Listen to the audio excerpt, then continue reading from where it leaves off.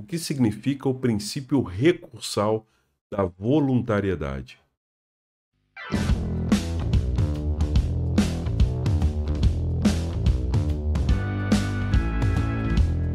Olá, eu sou o professor Denis Madeira, sejam todos bem-vindos. Eu perguntei para vocês o que significa o princípio recursal da voluntariedade. Notem que é o princípio dos recursos, é um princípio aplicado aos recursos. E eu costumo fazer o seguinte, com os meus alunos, eu costumo explicar a eles que existe uma vinculação entre o princípio da voluntariedade no recurso, o princípio dispositivo e o princípio da inércia ou requisito da inércia, como queira. A gente sabe, o da inércia é o mais famoso de todos, que a jurisdição é uma função provocada. Então, se alguém quiser que o juiz decida algo, via de regra, essa atividade jurisdicional, essa função que o magistrado exerce, que o judiciário exerce, ela é exercida mediante provocação. E para provocar a jurisdição, você tem que instaurar um procedimento, exercer o seu direito de ação. Então, estou falando aqui a grosso modo, e lógico que tem uma série de detalhes aí que eu precisaria explicar, mas o princípio da inércia, ou requisito da inércia, traz essa lógica da necessidade de provocação do cidadão em relação ao judiciário, para que o judiciário exerça a sua função. Aqui estou falando de forma muito simples. O princípio dispositivo, ele traz uma ideia muito clara em relação a esse vínculo com o princípio da inércia, mas no seguinte sentido: o juiz só vai atuar se provocado, mas também, via de regra, nos limites da provocação. Então, salvo o pedido implícito, tem um vídeo aqui no meu canal do YouTube sobre os pedidos implícitos, que eu vou colocar aqui na descrição para vocês o link, mas salvo os pedidos implícitos, o juiz só vai atuar e julgar aquilo que foi pedido, né, nos limites do que foi pedido, então nos limites da provocação. Isso tem uma ligação muito direta também com a chamada coisa julgada, o limite objetivo da coisa julgada. Quer dizer o seguinte: a coisa julgada só vai gerar efeitos em relação ao que foi pedido e ao que foi decidido. O que não foi pedido e decidido não faz coisa julgada. Você não vai cogitar efeitos da coisa julgada sobre temas não decididos.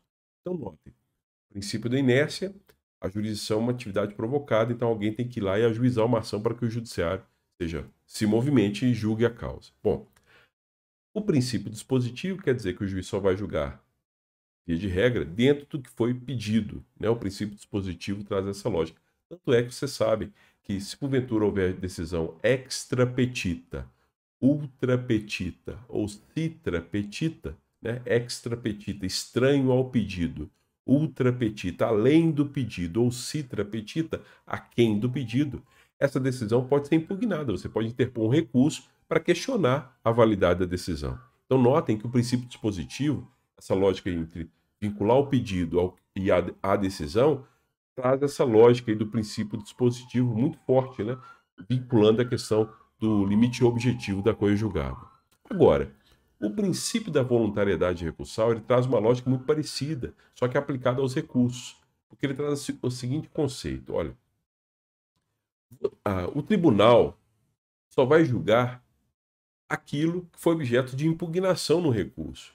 Aquilo que não foi objeto de impugnação, via de regra, não vai ser objeto de julgamento. Eu falo via de regra sempre, porque a gente tem essa lógica geral do tantum devolutum quantum appellatum, essa expressão em latim, que significa mais ou menos uma tradução não literal, né?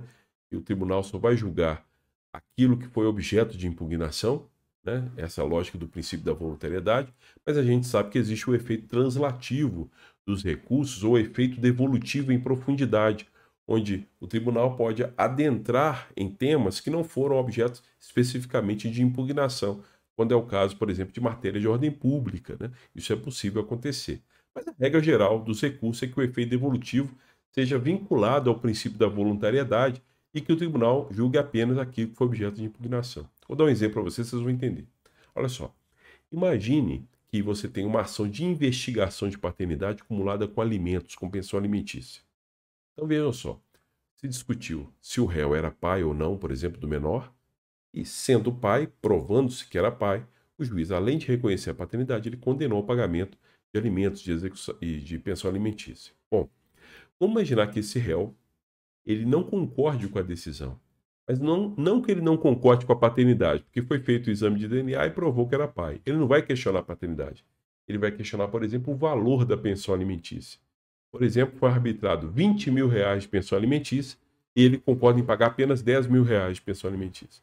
Ora, quando ele interpõe recurso querendo diminuir o valor da pensão alimentícia de 20 para 10, o tribunal vai avaliar apenas isso. Se ele deve pagar 20 ou se ele deve pagar 10. Ele não vai reavaliar, por exemplo, a questão da paternidade. Porque o princípio da voluntariedade recursal, como eu falei com vocês, todo recurso tem que ser voluntário, a parte tem que manifestar sua vontade de recorrer. Se ela não manifestar sua vontade de recorrer, vai transitar em julgado. E mesmo assim, quando ela interpõe o recurso e manifesta essa vontade, pelo princípio da voluntariedade, que, como dá para perceber, está intimamente ligado ao princípio dispositivo e ao princípio da inércia, o tribunal vai julgar dentro dos limites da impugnação daquilo que foi pedido. Ele vai julgar a questão do valor da pensão alimentícia. Não vai entrar em outros temas que não foram objeto de impugnação. Então, essa é a lógica geral. Agora, o que a gente tem que lembrar? Pelo princípio da voluntariedade, portanto, só é recurso se a parte manifestar essa vontade de impugnar a decisão. Que a parte pode simplesmente aceitar a decisão e não recorrer. Né? Quando ela manifesta a sua vontade, como eu acabei de falar com vocês, o tribunal vai se vincular, via de regra, ao que foi impugnado. Um abraço, até mais.